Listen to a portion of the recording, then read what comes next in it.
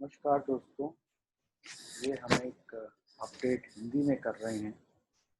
हिंदी में अक्सर मौका कम मिलता है, तो फिलहाल अगले हफ्ते के लिए चीज़ों पे बातचीत करनी ज़रूरी है। पहली चीज़ तो ये है कि ये एक व्यू काफ़ी मार्केट में चल रहा है कि अगले हफ्ते से बहुत भारी गिरावट मार्केट में आ जाएगी। एक तो मैं ये कहना चाहता हूँ कि अभी तक इस बात के कोई संकेत नहीं है, और जब तक एफआईआई बायर रहेगा तब तक शायद ऐसा होगा भी नहीं। तो कोशिश ये करनी चाहिए कि बहुत ज़्यादा बेरिश व्यू ना लेते हुए वॉलेटिलिटी की तैयारी करें। वॉलेटिलिटी की तैयारी के लिए निफ्टी में आपको ये जो रेंज मैं बना रहा हूँ, ये बहुत एक क्लियर रेंज है और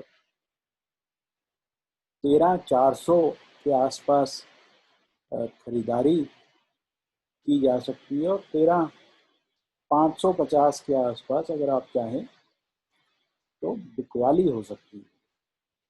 अब इसमें सवाल ये है कि मार्केट ट्रेंड करना कब शुरू करेगी।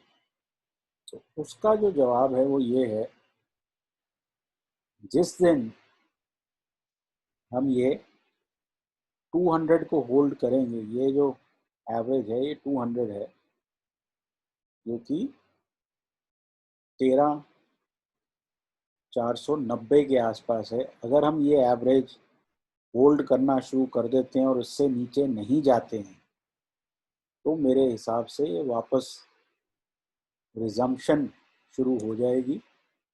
तो हमें प्राइस एक्शन में क्या देखना है कि यहाँ कहीं हम साइडवेज चलते हैं और फिर यहाँ से हायर लो हायर हाई बना के ऊपर चलते हैं। अगर मान लें एक बार और निफ्टी नीचे गिरता है तो भी मेरा मानना है कि 13,400 से नीचे जाना इतना आसान नहीं होगा। तो दो ही पॉसिबिलिटी फिलहाल नज़र आती हैं। एक हो सकता है एक आधा दिन और साइडवेज रहे, और दूसरा यहाँ से ऊपर जाए। मेरा पर्सनल व्यू है कि यहाँ पे शॉर्ट पोजीशंस बहुत ज़्यादा बन रही हैं, क्योंकि लोगों का व्यू ये है कि अब और ऊपर नहीं जाना चाहिए। और बाज़ारों में देखें, व्यू और फैक्ट्स में फ़र्क होता है। तो बिना फैक्ट्स के व्यू नहीं होना चाहिए, और मार्केट जब तक आपको इस बात की एविडेंस ना दे कि वो नीचे जा रही है तब तक नीचे जाने की गुंजाइश नहीं बनेगी, और कोलैप्स तो बिल्कुल नहीं होगा। ठीक है, वॉलेटिलिटी हो सकती है ऊपर नीचे, बट कोलैप्स नहीं नज़र आ रहा, ना अभी उसके कोई ऐसे लक्षण नज़र आ रहे हैं। जहाँ तक बैंक निफ्टी का ताल्लुक है, वहाँ भी बड़ी क्लियर रेंज है, और उसमें यहाँ कुछ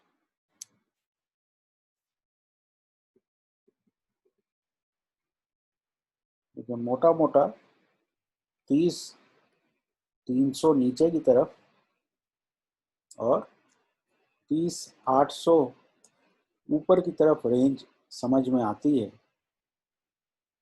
तो फिर जो है आपको इस रेंज के अंदर प्ले करना है जब तक बाजार जो है 30,500 को होल्ड करके वहाँ कंसोलिडेट करके ऊपर का रुख ना करें।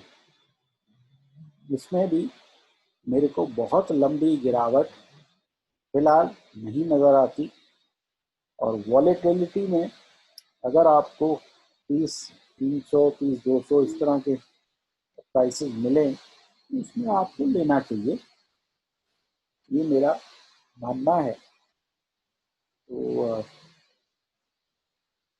एक आम राय जब बन जाती है कि यहाँ से ट्रेंड मुड़ेगा ही मुड़ेगा, तो अक्सर जो ट्रेंड के खिलाफ होते हैं प्रॉब्लम उनको ही आती है। जो ट्रेंड के साथ होते हैं उन्हें इतनी बड़ी प्रॉब्लम नहीं होती। फिलहाल वीकली में, मंथली में, बड़े टाइम फ्रेम्स पे बाजार मजबूत लगते हैं, तो ऐसा नहीं लगता कि इमीडिएटली वो गिरने के लिए तैयार हैं। कुछ हम इंडिविजुअल स्टॉक्स में अगर बात करें, मेरे हिसाब से रिलायंस में कल एक बहुत शार्प गिरावट आई। यहाँ फ्राइडे के लो पे आपको नज़र रखनी चाहिए कि अगर ये 1975 होल्ड करता है तो यहाँ से आपको फिर एक इंट्राडे अपसाइड मिल सकती है। ये बात मैं इसलिए कह रहा हूँ कि बाजारों का रुख ऊपर है, तो इतनी बड़ी गिरावट के बाद फ्रेश गिरावट आनी इतनी लाइकली नहीं है। तो 1975 के आसपास लें तो वापस आपको 2040-50 तक का व्यू रखना चाहिए। ये जो है ये ओवर स्ट्रेच टाइप के स्टॉक्स हैं। टीसीएस अगर हम देखें,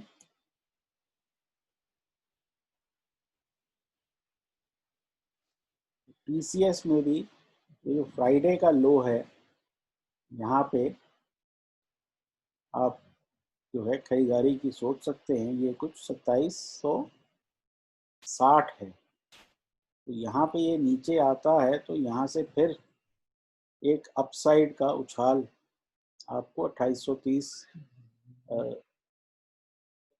2810-20 तक मिल सकता है।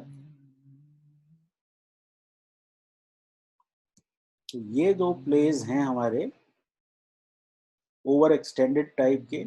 लेकिन कोटक महिंद्रा बैंक जो है, यहाँ पे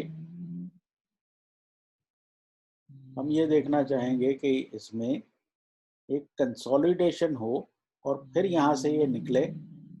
बहुत इजीली हम 2000 तक के टारगेट देख सकते हैं।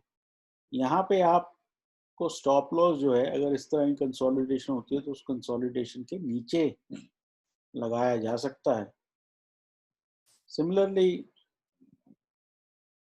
हिंदुस्तान यूनिलीवर में भी एक कंसोलिडेशन का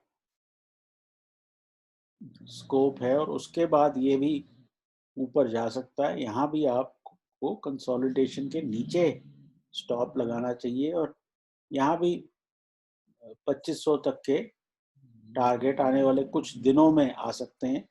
ऑल्दो इंट्राडे में आपको कंसोलिडेशन का इंतज़ार करना चाहिए। तो फिलहाल के लिए जो है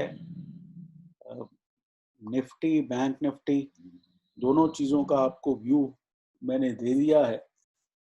और देखिए, मार्केट में पेशेंस ज़रूरी है, और पेशेंस किस बात की चाहिए कि बाज़ार आपको वापस ट्रेंड करने का इंडिकेशन दे।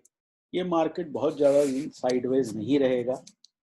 तो मेरा जो एक पर्सनल प्लान है वो ये है कि मैं इंडिकेशन की वेट करूँगा कि मार्केट जो है कब कंसोलिडेट करके ऊपर की तरफ निकलने की कोशिश करे, और तब काम करेंगे। 1-2 दिन हो सकता है इस प्रोसेस में लगे, तो तब तक आपको इंतज़ार करना पड़ेगा। फिलहाल के लिए इतना ही। आपकी कल की ट्रेडिंग अच्छी रहे। अपने फाइनेंशियल एडवाइज़र की राय ज़रूर लें।